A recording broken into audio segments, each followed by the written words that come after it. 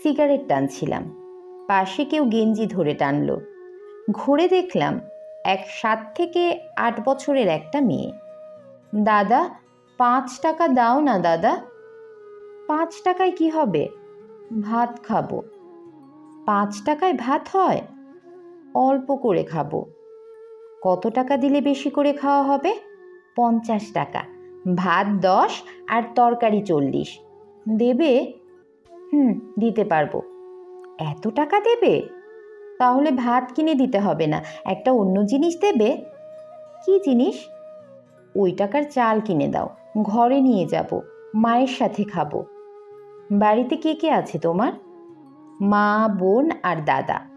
মা হাঁটতে পারে না, বোন বাড়ি বাড়ি কাজ করে, দাদা চায়ের দোকানে থাকে, আমি ভিক্ষা করি। তোমার বাবা? চলে গেছে অনেক আগে, মনে নাই। পড়াশোনা করো না? পড়লে ভিক্ষা করতাম কখন? খাওয়া জুটবে না। 1 কেজি চাল আর কিছু ডিম কিনে দিয়ে বিদায় নিলাম। 4 জনের সংসারে একদিন চলে যাবে। খুব অদ্ভুতভাবে বেড়ে ওঠে ওরা, খুব অল্প বয়সেই জীবনকে বুঝে নিতে শেখে। 7 বছরে যথাসম্ভব আমি ক্লাস 2-এ পড়তাম। বিকেলে ছবি আঁকতাম, গান গাইতাম। অবসরে ওটাই শখ ছিল। নিশ্চিন্তে ছবি আঁকতাম, গান গাইতাম। খাবার জুটবে কোথা থেকে এই চিন্তা অন্তত ছিল না। পড়লে খাওয়া জুটবে কোথা থেকে এই ধরনের প্রশ্নও মাথায় আসেনি। এগুলো ভাবার জন্য বাবা মা ছিল। 5 টাকায় আমি তো ছোটবেলায় কলম কিনেছি, আমার শিক্ষার উপকরণ।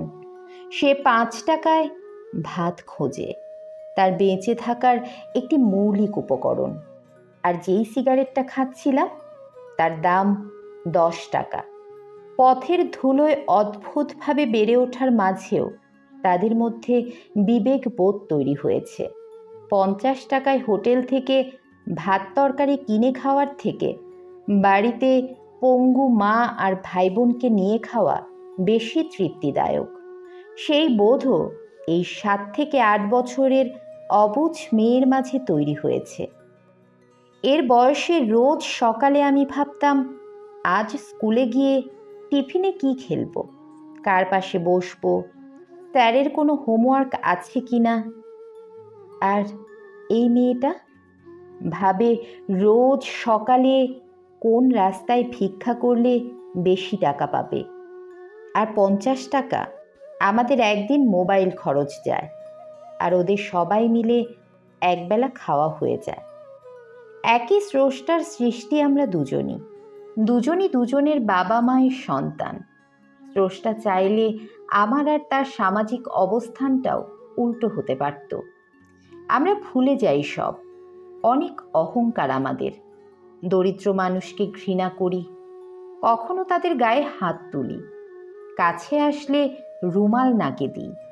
তাদের করুণ অবস্থায় উপহাস করতেও কুণ্ঠিত হই না। আমাদের ভাবভঙ্গি এমন যে আজ আমাদের যা ভালো পজিশন, এর ক্রেডিট একান্তই আমাদের। কিন্তু সময়ের চাকা কোনো নিয়ম মেনে চলে না।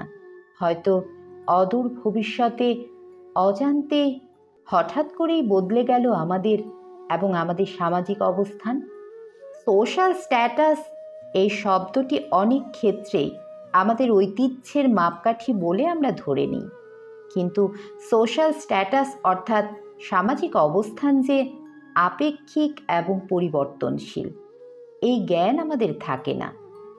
আমরা বর্তমান সুসময়টাকে স্থির অপরিবর্তনীয় ধরে নিয়ে আমরা অহংকার প্রকাশ করে থাকি। কি মূর্খ আমরা! তাই স্ট্যাটাস নিয়ে গর্ববোধ না করে নিজের উন্নত চরিত্র নিয়ে উৎসাহের সাথে মানুষ হয়ে আর্ত এবং দরিদ্র মানুষের দিকে সাহায্যের হাত বাড়িয়ে দেওয়াই আমাদের কর্তব্য হওয়া উচিত। দামি রেস্তোরাঁতে খেতে গিয়ে সেই খাবারের ছবি আর সেলফি তো নির্লজ্জের মতো অনেক আপলোড করলাম।